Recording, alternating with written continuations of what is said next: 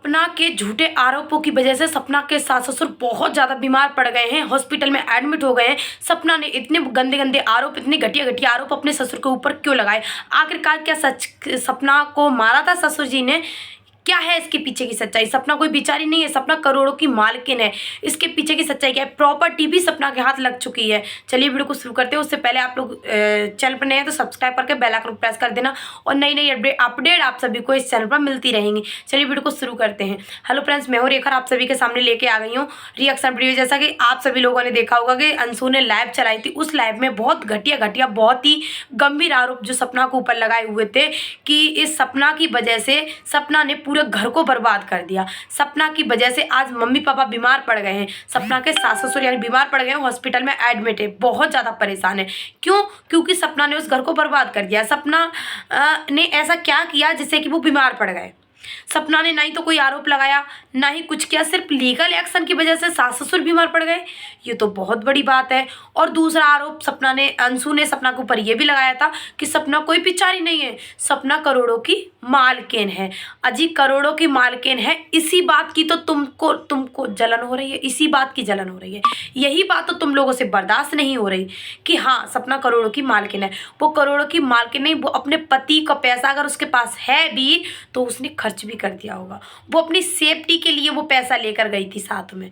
अगर आप लोगों की इच्छा थी कि सपना वो पैसा ना लेकर जाए तो वो पैसा भी आप सपना से मांग लेते, वो भी दे जाती, उसके अकाउंट में होगा। उसके पति के जाने के बाद पूरा हक जो भी होता है पति के पास पत्नी का होता है, तो उस वजह से वो सारा पैसा पत्नी के पास आया, तो वो पैसा सपना ले गई, तो उसके ऊपर भी इन लोगों ने उसके ऊपर आरोप लगा दिया। सपना कोई बेचारी नहीं है। अरे बहन, वो बेचारी है, वो विधवा है। विधवा औरत को बेचारी बोलना ज़्यादा बड़ी बात नहीं है, क्योंकि जिसके बीतती है ना वही समझ सकता है इस बेचारी का मतलब क्या होता है। एक पति नहीं खोया, दो पति खोए हैं, दो पति खोए हैं। अपने पति के लिए उसने न्याय मांगने के लिए कदम क्या उठा लिया आगे? आप लोगों के घर में सब बीमार पड़ गए। इसका मतलब आप लोगों की साजिश थी। राजवीर जी के एक्सीडेंट में आप लोगों की साजिश थी। अगर नहीं थी तो उस गाड़ी के पार्ट्स को इतने दिनों से क्यों छुपा कर रखा गया था? अगर रखा भी गया था तो आपने सपना को क्यों नहीं बताया? और आप अपने मुंह से खुद बता रही थी एक दिन कि भाभी मेरे पापा बोल रहे हैं कि सारी बेटा बैंक डिटेल जो भी है राजवीर जी की या सपना जी किसकी भी है पता नहीं, ध्यान नहीं, कि बैंक डिटेल और जो भी डॉक्यूमेंट्स है मेरे पास सेंड कर दो, सपना का तो कोई भरोसा नहीं है कब छोड़कर चली जाए। और आज अपनी बात से आप खुद मुकर रही हैं। आप खुद अपने मम्मी पापा की बुराई सपना से करती थी और आज ज़्यादा भली बन रही हो आप अपने मम्मी पापा की। आपको मतलब था सपना से, उस टाइम आपको मालूम था कि मुझे कैसे भी करके सपना से काम निकालना है और मुझे कैसे भी करके करोड़पति होना है और सपना को भिखारन बना देना है, इस घर से निकलवा देना है। आप लोगों की ये प्लानिंग थी और इस प्लानिंग में आप लोग सक्सेस हो गए। लेकिन सत्य, हमेशा सत्य की जीत होती है, ये हमेशा याद रखना। सत्य पराजित हो सकता है लेकिन परास्त नहीं।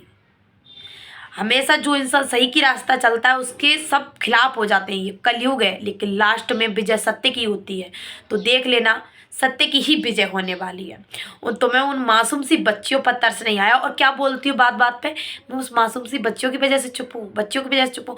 अरे बहन, तुम लाइव में बोली थी कि मैं सब कुछ बताऊंगी या सब कुछ बताऊंगी, फिर आपने वो सती सावित्री वाला जो वर्ड बोला था उस टॉपिक पर क्यों नहीं बात की? आपने आपने सपना की सती सावित्री बात जो बोली थी वो क्यों नहीं खोली? ऐसा क्या छुपा है उस सती सावित्री वाली बात में? बोलो ना, बोलो। सपना की सती सावित्री वाली बात बोलो, फिर आप अपनी भी इज्जत बचा नहीं सकते, क्योंकि ताली एक हाथ से नहीं बजती, दोनों हाथों से बजती है। अगर वो सती सावित्री नहीं थी, अगर वो ऑफ कैमरा कुछ गलत थी तो गलत आप भी होंगी, क्योंकि आपका भी उस चीज़ में सपोर्ट था। बाप रे, मैं तो पुराने ब्लॉग देखती हूँ, मेरे तो पैरों तले जमीन खिसक जाती है। सारे पुराने ब्लॉगों में इस तरीके से प्यार दिखाती थी यार, लगता ही नहीं था कि ये जीवन में कभी सपना को छोड़कर जाएगी। ऐसा लगता था कि अंशु की अगर शादी हो गई तो यार सपना कैसे रहेगी। लेकिन अंशु ने तो खुद ही मुँह मोड़ लिया, क्योंकि उस अंशु का सपना से मतलब निकल गया बहुत अच्छे तरीक़ा से, उसका सब मतलब निकल गया, क्योंकि वो सक्सेस हो गई। और आज राजवीर जी के लिए सपना इंसाफ मांग रही है तो आप अलका का सपोर्ट करने लगे और आप बोल रही हैं अलका से, दीदी हम आपके सपोर्ट में हैं, आप लड़ो, राजवीर जी के लिए न्याय दिलवाओ, हम सपोर्ट में क्यों? आप नहीं कर सकते इस काम को, आप नहीं कर सकते, आप अपने भाई को न्याय नहीं दिलवा सकती? मामा भांजे का रिश्ता कैसा होता है आप लोगों ने देखा होगा। कृष्ण कन्हैया का और कंस का रिश्ता क्या था, लास्ट में क्या हुआ था, आप लोगों को ये भी पता होता है। मामा हमेशा कंस होता है, ये सुना था, पढ़ा था, लेकिन आज देख भी लिया। इसका प्रूफ आप लोगों के सामने है। समझदार के लिए इशारा काफ़ी होता है। आप लोग कुछ कुछ मेरी बातों को समझ रहे होंगे सच में, कि राजवीर जी की जो डेथ हुई है ना, कुछ कुछ शक उसमें है कि राजवीर जी का एक्सीडेंट नहीं बल्कि एक साजिश थी। और ये देख लेना, अगर ये केस खुला, अगर लड़ाई हुई इंसाफ की, अगर सपना को इंसाफ मिला तो इसमें यही सत्य आएगा कि उनकी साजिश थी। अगर साजिश नहीं थी, किसी का भी एक्सीडेंट होता उसमें सबसे पहले पोस्टमार्टम कराया जाता है, लेकिन नहीं, आपको तो सबसे पहले फ़ोन और पैसे चाहिए थे। राजवीर जी का फ़ोन और पैसा कहाँ है? आपको तो उस चीज़ की खोज में लगे थे आप लोग, ना कि आप इस चीज़ में कि मेरे भांजे का एक्सीडेंट हुआ कैसे है। बहन अंशु, आप बहुत छोटी हैं, बहुत मासूम हैं, क्योंकि आपको कुछ भी नहीं पता, लेकिन आप बातें बहुत बड़ी बड़ी करती हैं क्योंकि आप सुनती हैं चारों तरफ से। आपका माइंड है ना कंप्यूटर से भी तेज़ चल रहा है। तो बहन, ये माइंड इतना तेज़ चलाओगी ना तो अपने ससुराल में आपका ठिकाना नहीं रहेगा। जिस तरीके से सपना का हाल हुआ है ना, आपको भी उस घर से ना निकाल दिया जाए। क्यों? क्योंकि ससुराल में रहना सरल बात नहीं है, बहुत कठिन बात है फैमिली में मिलकर रहना। और आज भी उसके अगर पति जिंदा होते ना तो इतना कुछ सहन करने के बावजूद भी सपना उस घर में खुशी खुशी रहती।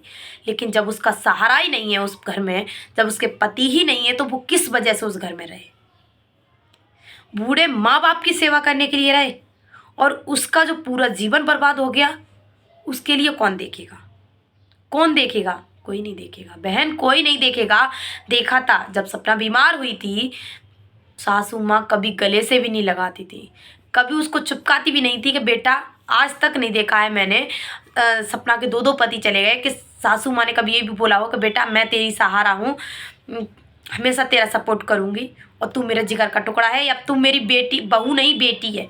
कभी बोला? नहीं बोला। लेकिन बेटी ने हमेशा बोला, सपना ने हमेशा बोला कि मैं आपकी बेटी हूँ, मैं आपकी बेटी हूँ, मैं आपका बेटा हूँ, मैं आपका बेटा बनकर आपकी सेवा करूँगी। आपको थोड़ी बहुत शर्म हो ना, तो यार उसके ऊपर इतने गंदे गंदे आरोप, इतने घटिया घटिया आरोप लगाना बंद कर दो, क्योंकि उसने आपके बुआ फूफा की सेवा करने में कोई कमी नहीं छोड़ी। ऑन कैमरा ही सही, लेकिन उसने की। लड़ाई झगड़ा हर घर में होता है, लेकिन हाँ, एक बात सोशल मीडिया पर बहुत तेज़ी से फैल रही है, जो कि सपना के हेटर्स हैं उस चीज़ को लगा रहे हैं कि सपना के जो हाथ पर निशान है उसका खुलासा कर रहे हैं कि ये निशान इंजेक्शन का है, और सपना झूठ बोल रही है कि वो निशान पिटाई का है। तो बहन, आप लोगों के लिए डिस्क्रिप्शन में लिंक दे दूंगी, उस वीडियो को जाकर देख लेना, जिस वीडियो में वो अपना निशान दिखा रही है ना, अपने भाई से, अपनी मम्मी से वीडियो कॉल करके रो रही है, इतनी बुरी तरीक़ा से रो रही है कि पैरों तले ज़मीन खिसक जाएगी, रोंगटे खड़े हो जाएंगे आप लोगों के। इसका मतलब साफ नज़र आता है कि उसने उस टाइम पर छिपाया था, उस टाइम पर इसने वो बातें छिपाई थी, क्योंकि इंसान जहाँ तक है तहाँ तक कोशिश करता है कि मेरे घर की इज्जत बाहर ना जाए, मैं छिपा लूँ। उसने छिपाया था, लेकिन नहीं छिपा, सर से पानी ऊपर चला गया, तब जाके उसने ये चीज़ का खुलासा किया है। इंजेक्शन कोई कोनी के नीचे नहीं लगता, इंजेक्शन लगेगा तो यहाँ लगेगा साइड में, यहाँ पर, या फिर नस में लगेगा। बहन, थोड़ा दिमाग से काम लो, दिमाग से।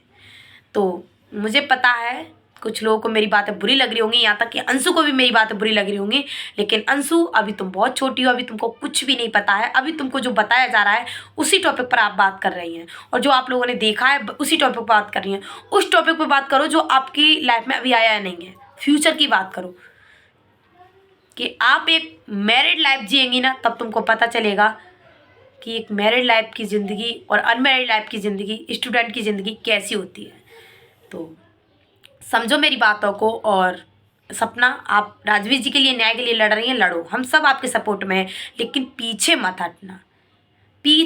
हटना, क्योंकि कुछ लोग ऐसे होते हैं कुआं में घुसाकर डेल मार देते हैं। तो उस चीज़ पर थोड़ा ध्यान रखना और जहाँ तक हो सके तहाँ तक अपने दिल की बात अपने दिल में ही रखना।